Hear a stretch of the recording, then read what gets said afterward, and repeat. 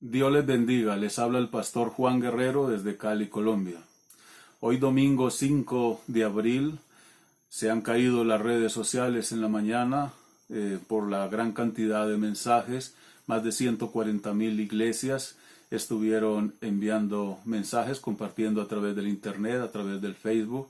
Muchos miembros de iglesia estuvieron conectados con sus pastores. Esta semana que viene, Semana Santa, seguramente habrán cientos de miles de predicadores. Yo soy tan solo uno más. Me ha parecido bien a través de este medio conectarme con mi comunidad y con todos aquellos que puedan ver el mensaje.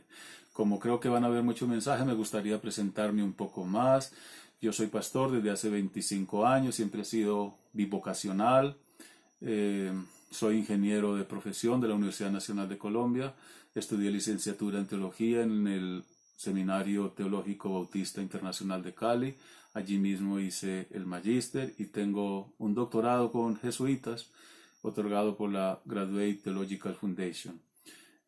Mi énfasis de estudio fue en la teología práctica, cómo una persona llega a ser cristiana y cómo continúa siéndolo, es decir, la práctica cristiana. Así que no soy una persona tan académica, aunque algo conozco de ese mundo. Bueno, les había prometido que seguiríamos hablando de los sermones de Karl Barth. Hoy vamos a meditar en uno que él predicó el 3 de abril de 1960 en el presidio de Basilea. Para los que no conocen, Barth es posiblemente el más importante pensador cristiano del siglo XX.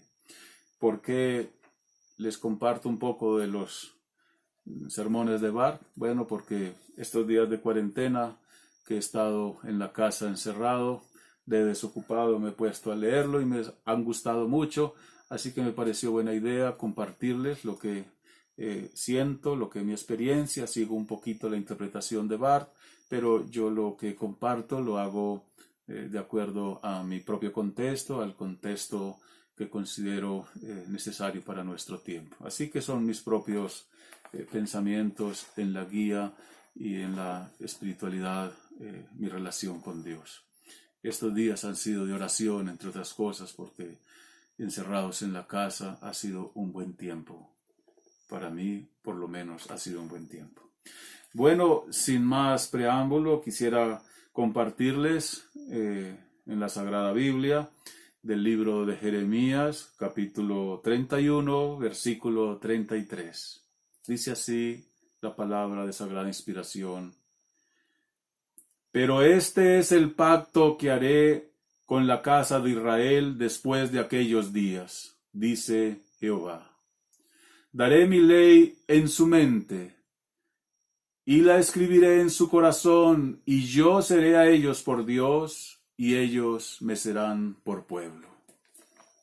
Permítanme una oración. Padre bueno, a través de tu Santo Espíritu, permítenos apropiar lo que es tuyo. Derrama de tu Espíritu en los que ven este mensaje, para que puedan, por tu poder, comprender lo que tú tienes para sus vidas hoy. En el nombre de Cristo Jesús. Amén. Mis hermanos y hermanas, pero este es el pacto que haré con la casa de Israel. Nosotros somos el Israel de Dios, dice San Pablo. Este es el pacto en aquellos días, dice Jehová. Daré mi ley, dice el Señor, mi ley, la colocaré en sus mentes y la escribiré en sus corazones. Y yo seré a ellos por Dios y ellos me serán por pueblo. Hay dos maneras de hablar de Dios en el contexto que estamos meditando del profeta Jeremías. Dos maneras. La primera es como Dios habló a través de Moisés allá en el Sinaí, cuando Moisés subió con las tablas de piedra y Dios escribió en ellas su ley, en medio de rayos y centellas, allá en la nube, arriba del monte Sinaí, Moisés y Dios solos. Luego Moisés desciende al pueblo y lleva la ley escrita en esas tablas de piedra. Ese es un hablar de Dios desde la nube, desde los rayos y centellas. Es una palabra fuerte para el pueblo de Dios en aquel tiempo. Y una segunda manera de hablar de Dios es este pacto nuevo que consideramos es en Cristo Jesús, donde Dios promete colocar su ley en nuestras mentes y en nuestros corazones. Esa es la promesa de Dios la gran promesa de Dios, la promesa de Dios de todos los tiempos, colocar su ley en nuestras mentes y en nuestros corazones. Es decir, que de corazón podamos amar su palabra, comprenderla, una palabra viva, una palabra que se convierte en nosotros en una fuente de agua viva, una palabra que tiene vida y poder. Bueno, la ley de Dios puesta en nuestros corazones es una ley muy diferente a las leyes que conocemos, a las leyes humanas, el Código Civil. Es una ley muy diferente la que Él pone en nuestros corazones. La ley que Él pone en nuestros corazones está fundamentada en la Sagrada Escritura, pero es la vida de Dios en nosotros mismos, es la presencia viva de Dios en nuestros corazones. Esa es la ley que Él pone en nuestras mentes y nuestros corazones. Hay leyes humanas que son importantes, que no tienen nada que ver, pero nos ayudan a comprender un poco cómo es este nuevo hablar de Dios. Por ejemplo, tengo acá el Estatuto Tributario de Colombia. Si uno no se rige por todo lo que dice este libro en letra pequeña, cuando paga sus impuestos, pues puede estar sujeto a sanciones muy duras, puede ir a la cárcel. Esto lo leen los contadores públicos, pero todos tenemos que, de alguna manera, regirnos por esta ley. No nos gusta, a veces buscamos la manera como de hacerle el quite, pero es la ley y si se halla que no la cumplimos, podemos pasarla muy mal. Aquí tengo el libro de disciplina de la Iglesia Metodista Unida. Son leyes, estatutos que rigen para los miembros, derechos y deberes de los miembros de la Iglesia, de los pastores, cómo se deben hacer las reuniones, cómo se deben citar, bueno, todo lo que hay que saber. Son leyes importantes. Se trata de leyes muy diferentes a las que Dios pone en nuestros corazones, pero son leyes importantes. La ley que Dios pone en nuestro corazón tampoco se trata de una ley natural, una ley que todos hayamos nacido con ella. La ley de Dios es totalmente diferente, es una palabra viva, es una ley, es como el Espíritu de Dios derramado en nuestros corazones. Todas las leyes humanas, las leyes de los códigos civiles, son leyes importantes, son leyes buenas, son necesarias, son llenas de autoridad, gústenos o no, tenemos que obedecerla. Pero estas leyes despiertan en nosotros ganas como de evadirlas, de esquivarlas, de cerrar los ojos ante ellas. Pero la ley de Dios, puesta en nuestras mentes y escrita en nuestros corazones, cuando Dios la pone en nuestros corazones, es totalmente distinta.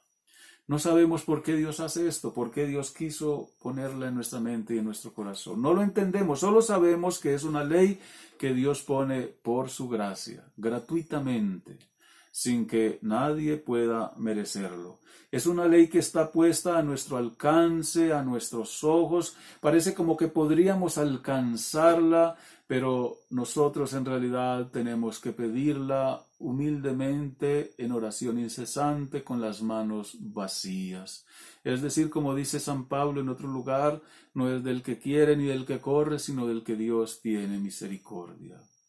Cuando Dios no coloca su ley en nuestra mente y en nuestro corazón por su gracia y voluntad, entonces tan solo veremos esa ley como un hablar de Dios desde la montaña, un hablar de Dios lejano y un poco abstracto, como de oídas hablamos del Señor. Si Dios no coloca su ley en nuestros corazones, entonces esa ley será para nosotros una ley como las otras. Quizás con un carácter divino, pero una ley a la cual le sentimos desagradable, como una ley que no queremos, que no nos gusta casi escucharla. Cuando Dios no coloca su ley en nuestros corazones, entonces la recibimos como de una manera apremiante, como amenazadora, como una ley terrible, como una ley ante la cual querríamos escapar cuando no está en nuestros corazones.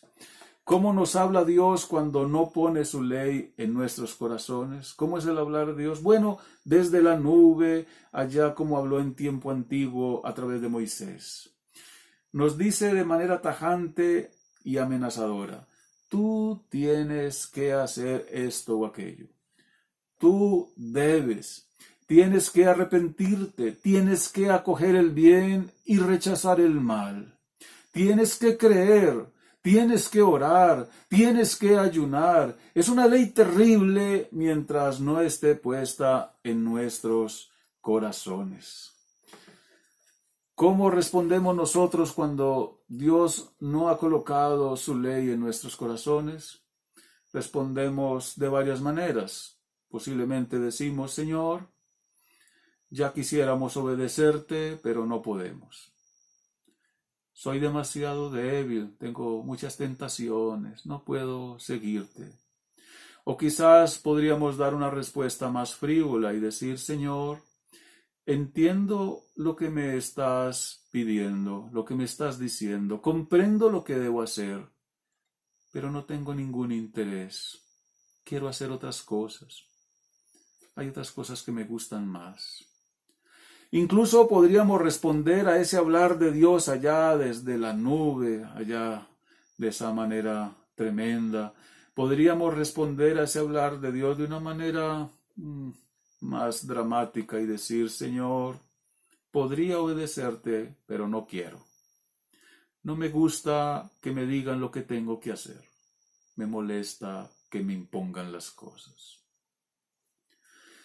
Quizás haya una cuarta manera como podríamos responder a esa ley, a ese hablar de Dios allá desde la nube, allá arriba. Podríamos decir: Señor, cumpliré lo que me exiges, te voy a dar gusto.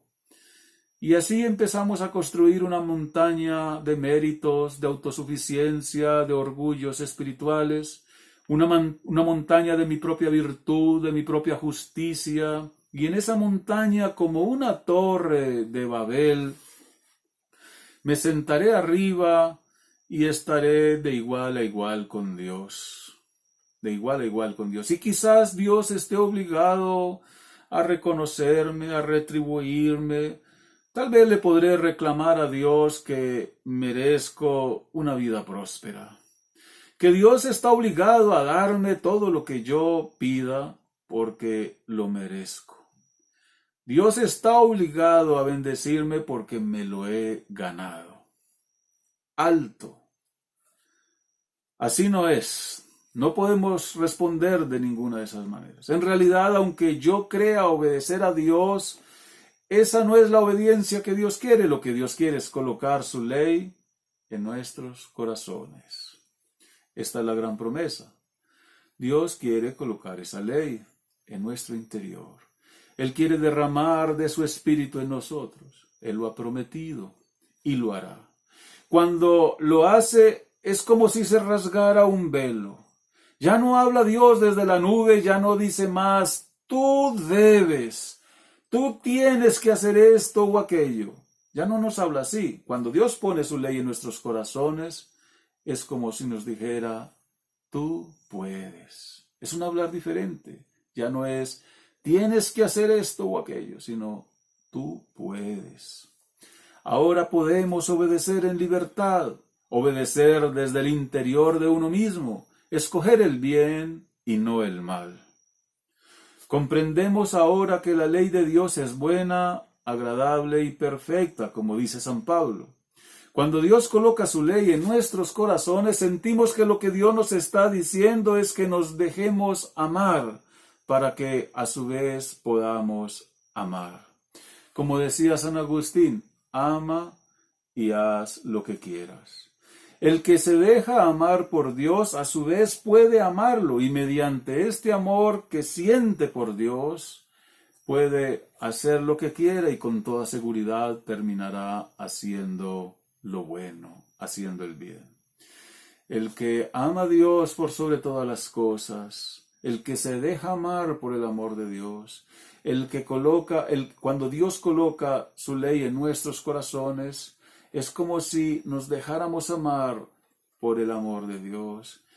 Y en ese amor con que Dios nos ama, nosotros amamos también a Dios.